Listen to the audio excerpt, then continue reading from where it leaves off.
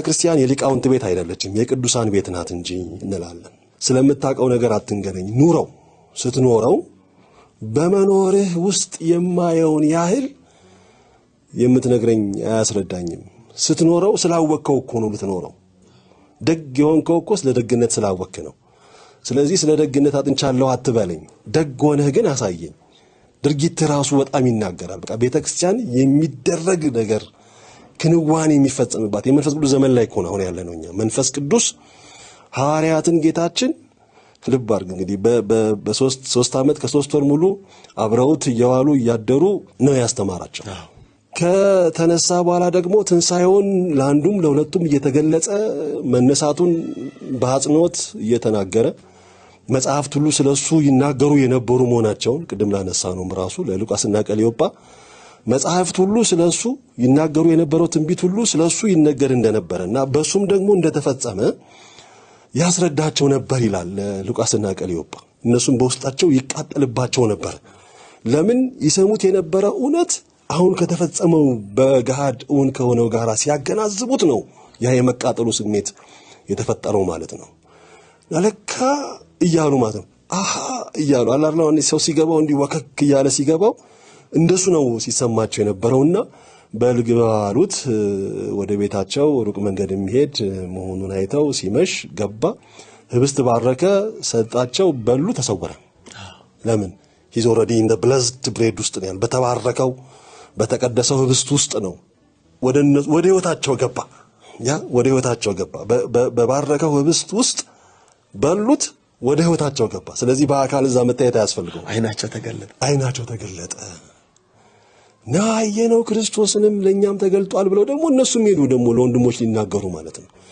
ስለዚህ ክርስትና ማለት ስለ ክርስቶስ ማወቅ፣ ነቢያት የሚናገሩትን ትንቢት በሱም እንደተፈጸመ መረዳት ሳይሆን ቅዱስ ሥጋውን ክቡር ደሙን መብላት መጠጣት፣ እሱ በእኛ እኛ በሱ እንድንኖር ሆኖ መገኘት።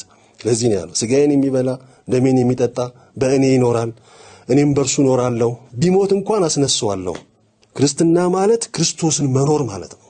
ክርስትና ማለት ስለ ክርስትና ማወቅ አይደለም። ስለ ክርስትና እንደምታውቅ አትንገረኝ። እንደ ክርስቶስ ግን ኑር። በቃ በዛ ውስጥ ክርስቶስን ባንተ ውስጥ ስመለከተው ቅዱሳንን አባቶቻችንን ደጋጎቹን እነዛ ስለ ክርስትና ዋጋ የከፈሉትን ሁሉ ማየት እችላለሁ። ለዚህ ነው ክርስትና የሚነገር አይደለም የሚኖር ነው። እና ያነሳውበቱ ምክንያት ምንድነው? ይሄን ሁሉ ካስተማራቸው በኋላ ጌታችን በማርቆስ እናት ቤት እያሉ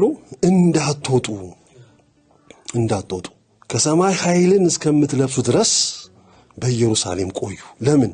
በእውቀታቸው አይደለም ዓለምን የሚያድኑት። ወንጌል ስለገባቸው በእነሱ መረዳት፣ በእነሱ ትንታኔ፣ በእነሱ ገለጻ አይደለም ዓለምን የሚያድኑት፣ ጨለማውን የሚገፉት በመንፈስ ቅዱስ ኃይል ነው። ስለዚህ ቆዩ 3 ዓመት ስለተማራቸው አይደለም። በ3 ዓመት ስለተማራቸው አይደለም። አሁን እዚህኛም ቅዱስ ሥላሴ እናስተምራል 5 ዓመት ዶክትሬት ምናምን ስለያዝክ አይደለም። መንፈስ ቅዱስ ካልቃኘህ፣ በመንፈስ ቅዱስ እሳት ካልተለበለብክ እና ከዛ በኋላ ድፍረቱን፣ ጥባቱን፣ አንደበቱን፣ ቋንቋ የመናገሩን በቃ እኮ እንደዛ ነው። እሳት የነካውን ሁሉ ይለውጠዋል አይደለም ምንለው? እሳት የነካው ነገር ሁሉ መልኩ ይለወጣል። እንጨት ከሆነ አመድ ይሆናል፣ ላስቲክ ከሆነ ይጨማደዳል፣ ጨርቅ ምንም ከሆነ ይቃጠላል። የቀደመ ባህሪውን ይለቃል። በመንፈስ ቅዱስ ሲጠመቁ የቀደመ የነበረው ስጋዊ ባህሪያቸው ይሄ ጥቅም፣ ፍላጎት፣ ስጋ ስስት ሁሉ እኮ ነበራቸው፣ ፍርሃት ሁሉ ነበራቸው። አላውቀውም ቢል ነበር እኮ ቅዱስ ጴጥሮስ። ያው እንደምናውቀው ምትዩን ሰው እንደዛ አንተ ክርስቶስ የእግዚአብሔር ልጅ ነህ ብሎ እንዳልተናገረ የምትዩን ሰው አላውቀውም፣ የምትዩን ሰው ነው። ያ ካንዴም 2-3 የማለ እየተገዘተ ማለት ነው። ወደ አሳ አጥማጅነት መለሳለሁ ብሎ እኮ ወደ ጣለው መረብ ሁሉ ተመልሷል እኮ ወደ ጥብርያዶስ ወንዝ ቅዱስ ጴጥሮስ። ይሄ ሁሉ አልተላቀቁም፣ ከስጋዊነት ከምድራዊነት አልተለያዩም ነበር ሲጠመቁ። ግን በዛች ሰዓት ጠዋት 3 ሰዓት በሰበከው ስብከት 3000 ሰው ነው ያሳመነው ያጠመቀው። ስለዚህ መንፈስ ቅዱስ ደግሞ የክንውን መንፈስ ቅዱስ ነው፣ የእውቀት አይደለም። እውቀት ይገልጣል፣ ያጸናል፣ ያነጻልም። ግን በመንፈስ ቅዱስ የምናከናውነው ነገር ሁሉ በመንፈስ ቅዱስ የሚከናወን ነው። አሁን የክንውን ወቅት ላይ ነው ያለነው። እግዚአብሔር የፈጸመውን የማዳንን ሥራ እኛ የምናከናውንበት ዘመን ላይ ነው ያለነው። የመንፈስ ቅዱስ ዘመን ላይ ነው ያለነው። አሁን በመንፈሳዊ ማንነት የምንገኝበት ዘመን ላይ ነው።